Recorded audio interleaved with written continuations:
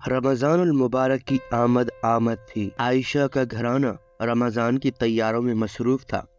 ان کے ہاں رمضان میں افطاری کا بہت اہتمام کیا جاتا تھا۔ اس بار اور زیادہ کیا جانا تھا، کیونکہ اس بار عائشہ کی خالہ فاطمہ اپنی 2 بیٹیوں بینا اور صبا کے ساتھ لندن سے ان کے گھر آ رہی تھیں۔ عائشہ کو سحری کے لیے جاگنا بہت مشکل لگتا تھا۔ اس بار رمضان کے مہینے میں اسکول کی چھٹیاں بھی تھیں۔ سحری کے بعد نماز پڑھ کر جو سوتی تو ظہر سے ذرا پہلے جاگتی، پھر تھوڑی دیر بعد امی سے پوچھتی کہ افطاری میں کیا بنا رہی ہیں۔ اس کی والدہ جن چیزوں کا نام لیتی منہ بسور لیتی اور اپنی پسند کی ایک آدھ چیز ضرور بنواتی۔ اس کی امی 3 بجے سے ہی افطار کی تیاریوں میں لگ جاتی۔ سحری کے لیے الگ سالن بنتا، ساتھ میں کچھ چیزیں افطاری کے لیے اور 2 قسم کے مشروب تو ضرور بنتے تھے۔ عائشہ اپنی امی کی مدد بھی نہ کرواتی اور عشاء کی نماز پڑھ کر ٹی وی دیکھنے بیٹھ جاتی یا فضول قسم کے گیم شو سے لطف اندوز ہوتی۔ عائشہ کی خالہ زاد بہنوں نے اس کی یہ معمولات دیکھے تو بہت افسردہ ہوئیں۔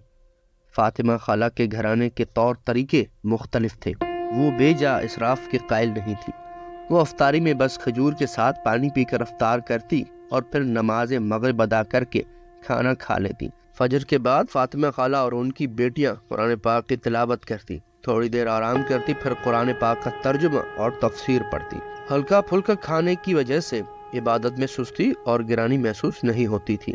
انہوں نے عائشہ کو بھی سمجھایا کہ رمضان کا مہینہ ہمیں صبر کا درس دیتا ہے، نہ کہ حرص کا۔ جب ہم سادہ اور کم کھانا کھائیں گے تبھی ہمیں غریب کی مشکلوں کا احساس ہوگا۔ عائشہ اور اس کی والدہ بہت شرمندہ ہوئی کہ فاطمہ خالہ نے غیر اسلامی ملک میں رہتے ہوئے بینا اور صبا کی پرورش اسلامی اصولوں کے مطابق کی، اور وہ اسلامی ملک میں رہتے ہوئے بھی اسلام کی بنیادی تعلیمات سے دور ہے۔ انہوں نے عبادت کی روح کو سمجھا ہی نہیں۔ عائشہ اور اس کی امی عید کی خریداری آخری عشرے میں کرتی تھی، جب بازار میں تل دھرنے کو جگہ نہیں ہوتی اور ہر چیز کا بھاؤ آسمان سے باتیں کر رہا ہوتا ہے، لیکن انہیں ان سب باتوں کی بالکل پرواہ نہیں تھی۔